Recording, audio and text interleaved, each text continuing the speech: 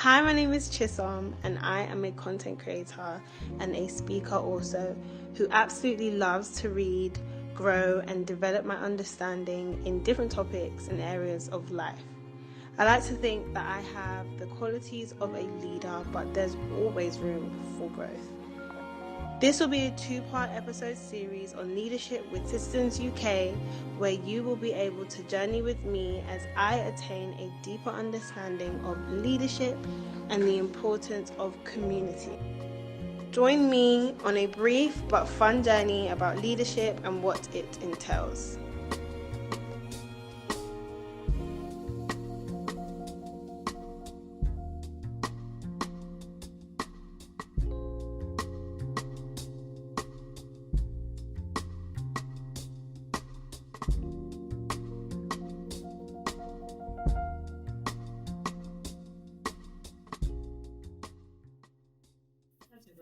Hi.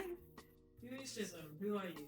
So I am a content creator, currently full-time, and also a public speaker as well. So I'm here to learn about leadership. I'm here to understand how to be an effective leader and the different things that are needed to lead others, like the different tools a leader needs. So that's me, essentially. We good? Cool. Let's go. Take one. Hi, Reverend Nii. How are you? I'm well, Chisom. Wow. How are you? I am good. It's so great sitting with you in this present moment. I wanted to speak to you about leadership. Fantastic. Because there's so many things I want to ask. I even had to Fantastic. write some questions down because so much that I really want to talk to you about and understand when it comes to leadership. But even before getting into all of that, like, tell me a bit of your story, like of being a leader, your journey. Like, how was it? Where did you start from? Yeah, so I'm a young Ghanaian boy. Right. came into the United Kingdom when I was 11, Right. with my father and my little brother. My sister had already arrived. Mm-hmm. My mum had already arrived, and we basically moved into a whole new country, a whole new culture. Now that was very, very, very different to the way in which we were raised. Mm-hmm. I had some difficulties adjusting to culture and to life here. Mm-hmm. But I think everything really began for me seeing the life of my dad. My dad's a pastor. Right. So I saw the embodiment of leadership very, very early on. Mm-hmm. He led a congregation of a few hundred people. Now Wow. it's over 1,000 people. Wow. So I saw that growing up, and I saw a man who was very, very dedicated to people. Mm-hmm. So how was that? Was that a difficult process for you? I think it was difficult because it's a life of selflessness. And it's difficult to not choose yourself, even though everything inside of you is saying, look after you. Right. Leadership is one of those moments where you have to essentially put yourself aside. I always say you have to divorce yourself from yourself. Because part of the reason why most people don't achieve a lot is because most people don't actually care about people. They don't care about their communities. Right. They care about themselves. And leadership forces you away from that. Your eyes are not just fixed on yourself.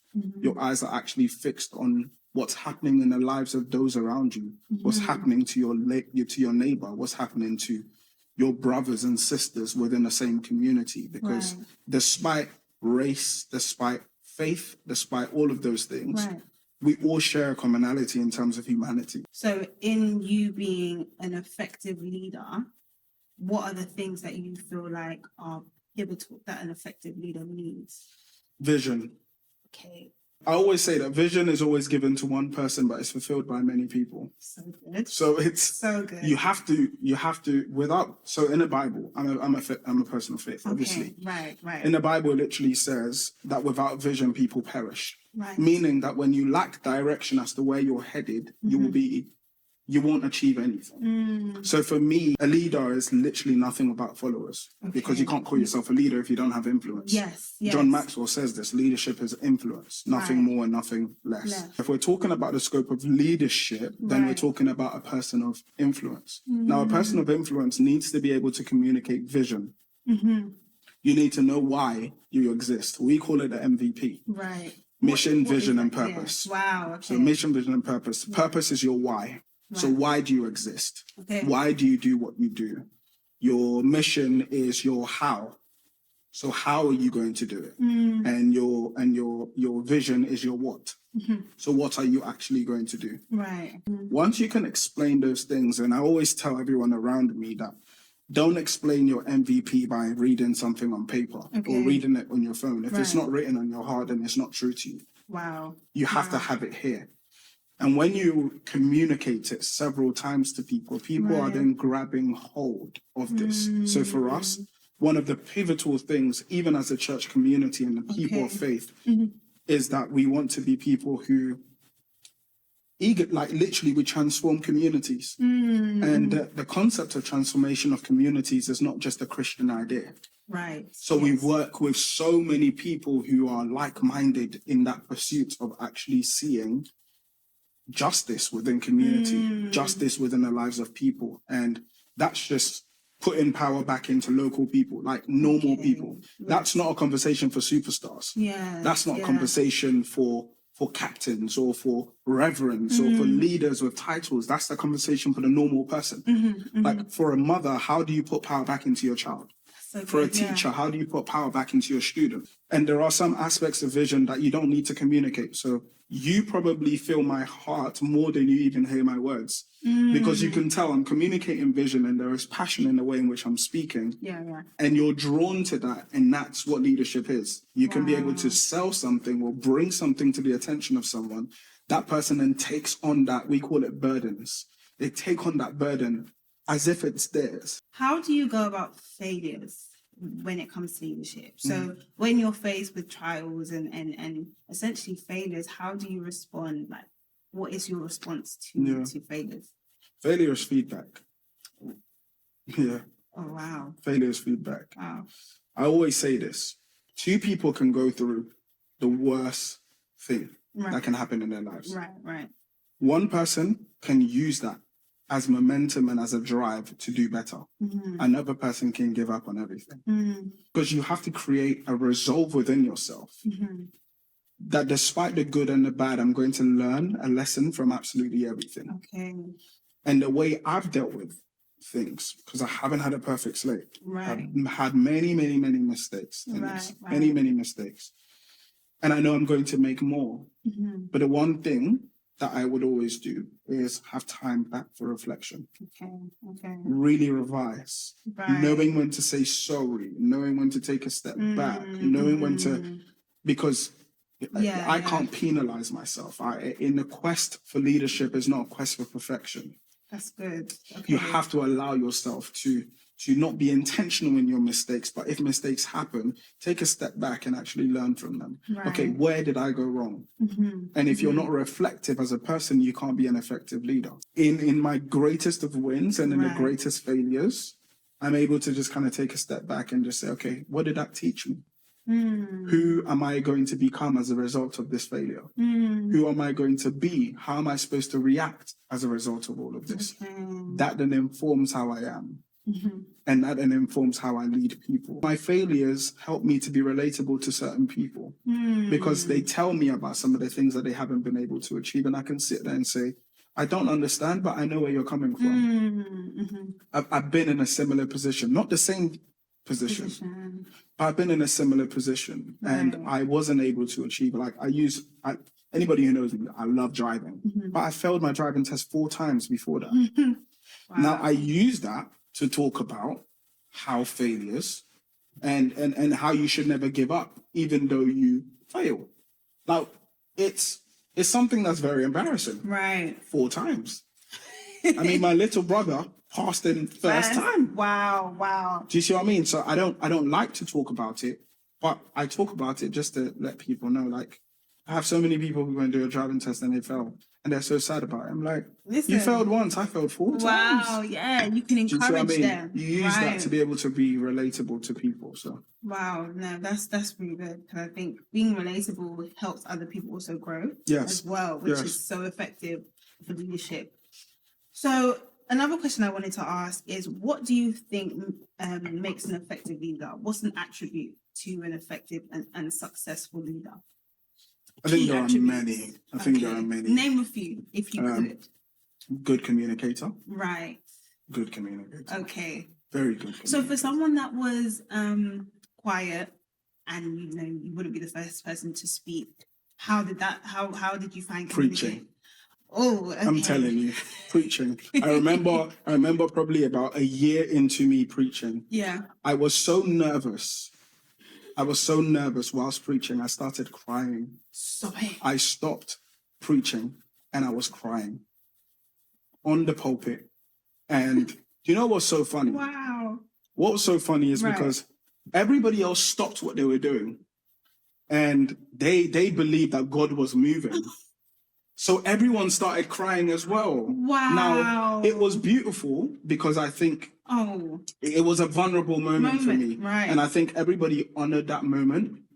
But in my heart, I was absolutely petrified. I was punishing myself because I said, nobody's listening.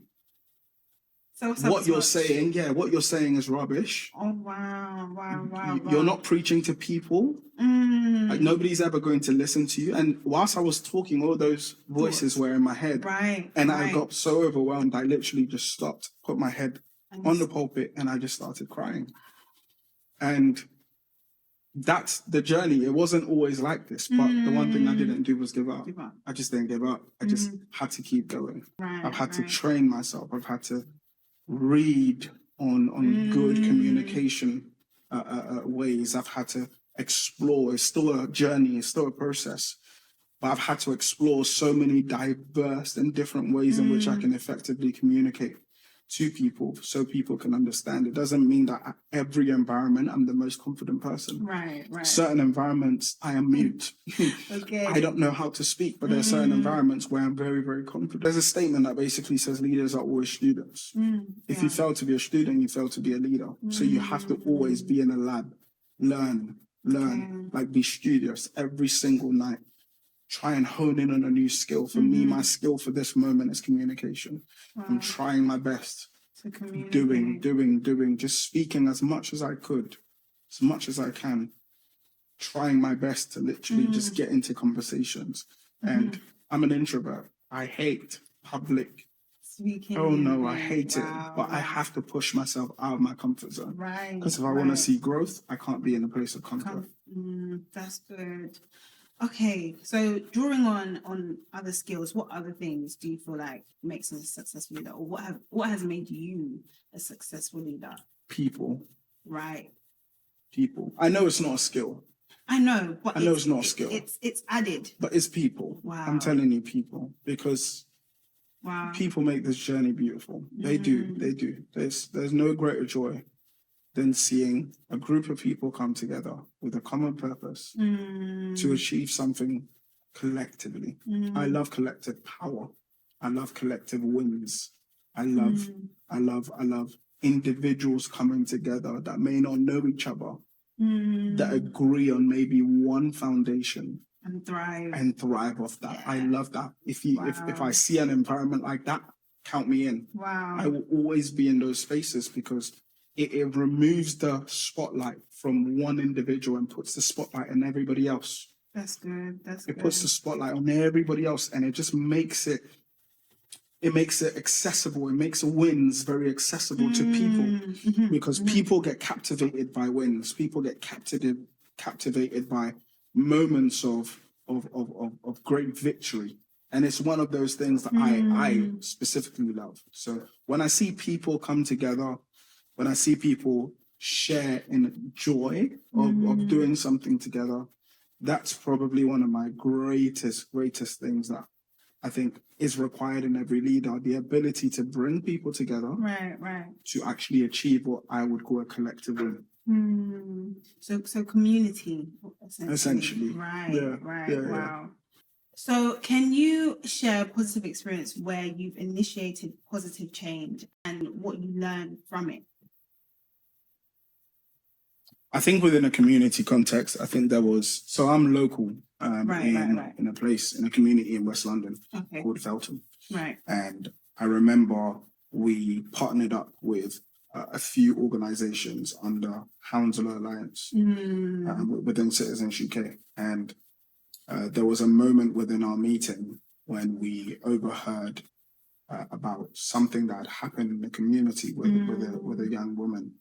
And we saw the video. The video was this woman who essentially was walking down what was a dark alleyway. Right. And it was very dark, seemed very, very dangerous. And I think she almost got robbed, something like that. But essentially the pathway was a pathway to our local train station.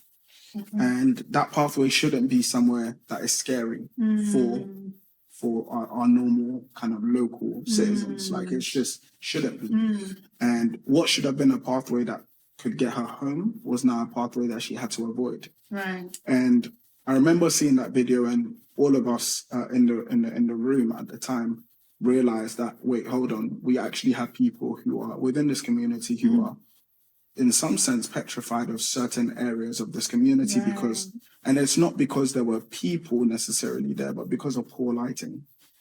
So we decided to take action on that. And what we did was that we basically worked together. We reached out to key partners, key people that held power. And in the end, we were able to essentially build like railings. We're able to get some lights in there. And the place now is beautiful. And that was a very, very beautiful moment for me.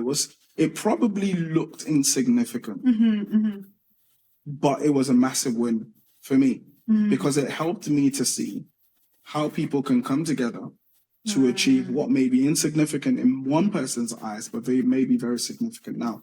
People within our community have probably walked down that alleyway since, and they have not realized that it literally took one person's bad experience, communicating that experience to someone, and someone just doing something about it. That was a beautiful moment for me because we were able to actually let this woman feel safe in her community. And that was massive. That was massive. And she probably wasn't the only person that was impacted. No. No. And we will never know how many people have been impacted. We will never know. So what advice would you give to someone that is called into leadership? What advice would you give them? What key things would you say, you need this from the very beginning? I would say always run away from operating in isolation. Always run away from it. Never, ever, ever accept a period, a moment, a season, a time in your life where you operate in isolation. Don't do it. No matter how much your mind is telling you. Some people might disagree with me. You're asking me, not them. Right. But for me, never choose a time where you operate in isolation. Just don't do it. Always have people in mind. Just a question that came to my mind. So in the case of being a leader, right? I think when we think of being a leader, even in today's society, it's a process that is linked to someone that knows it all, someone that has everything sorted out, someone that always knows when to say yes and always knows when to say no. So how do you deal with moments when you actually don't know? Like, how would you still say that is an effective leader in moments when they have no clue on what to do? Yeah, I think honesty is key. Honesty is pivotal. Sometimes I learned this when I was in Bible school. That sometimes the best answer is I don't know. So you know what? Let me get back to you. Oh, you just revealed something that I never actually thought about. You know what? That is a very good perspective. Wait, I never thought about it. Right. What made you? Wait, give me a week. I'll get back. That's beautiful. It just shows that you're also in the process of learning. Right. Like, it's not every day you have to be correct. It's not every day you need to have a response. Sometimes it's, I didn't know that. Right. No, thank you so much for this conversation. I've really taken on so many gems about leadership, about where to start from. So thank you so much. Okay, so I just had my sit-down conversation about leadership with Reverend Nii, and it was amazing. I learned so much. I learned about how to be an effective leader and the ways to do so. So something he said that was so pivotal for me was that a leader cannot be a leader without this community. I love what he said about feedback and making sure that even as a leader that you're able to take correction, you're able to actually be led in a way that, yeah, you don't have to be perfect, but you're learning as you go, but also being effective in your learning and intentional. So it was amazing. I absolutely enjoyed it, and I think a lot of questions have been answered for me. So yeah, I'm really excited to put into practice what I've learned today and be in a room full of leaders at the Mayoral Assembly and be around people that are advocates for change and really impact other people and communities. So I'm really excited. I can't wait.